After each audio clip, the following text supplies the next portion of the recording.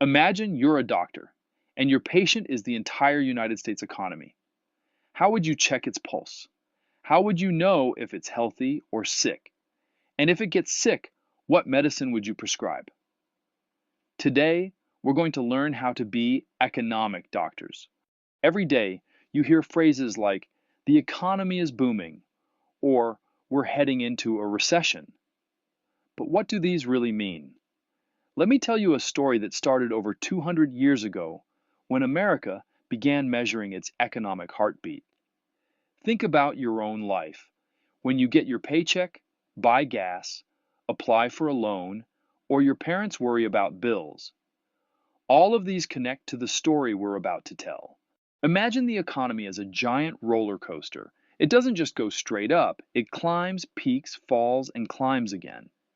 This is what we call the business cycle. Picture this. It's 1928, and Americans are riding high. The stock market is soaring. People are buying cars and radios.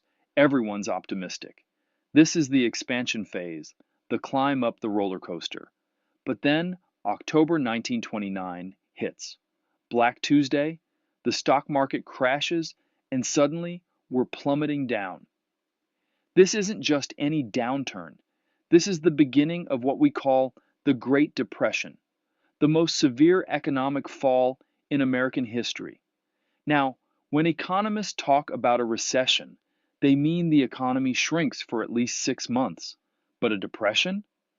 That's when the roller coaster doesn't just dip, it crashes and stays down for years.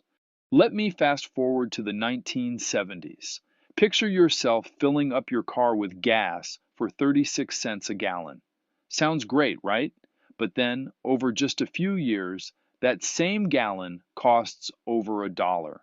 Your money is buying less and less. This villain in our economic story is called inflation. Inflation is like a slow leak in your wallet. Even if you don't spend any money, its value deflates over time. When inflation gets out of control, like in the 1970s, it can destroy people's savings and make planning for the future nearly impossible. And here's where interest rates enter our story. They're like the economy's thermostat. When inflation gets too hot, we can turn up interest rates to cool things down. But too high, and you freeze the economy. Remember, we're economic doctors. So how do we actually measure our patients' health? We use something called gross domestic product, or GDP. Think of GDP as the total value of everything America produces in a year. Every iPhone made, every hamburger flipped, every song written. It's like counting the economy's total output.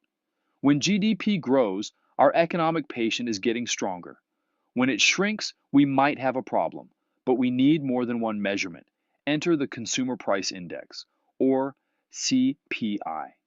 This tracks how much everyday items cost: bread, milk, gasoline, rent. If the CPI is rising rapidly, it tells us inflation is heating up. These are our economic indicators, like vital signs for our economic patient.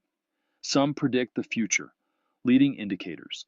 Some tell us what's happening right now, coincident indicators, and some confirm what already happened, lagging indicators. But the government isn't the only doctor treating our economic patient.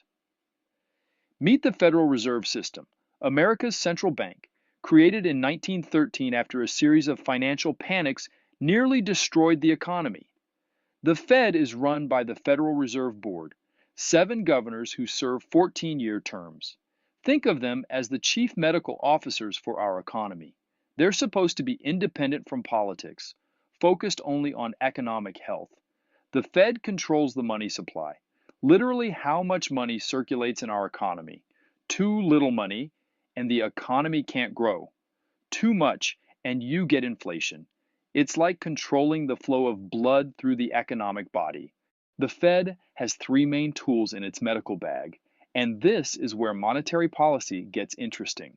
Tool number 1, the federal funds rate. This is the interest rate banks charge each other for overnight loans. When the Fed lowers this rate, borrowing becomes cheaper throughout the economy. It's like giving the economy a shot of adrenaline. More lending, more spending, more growth.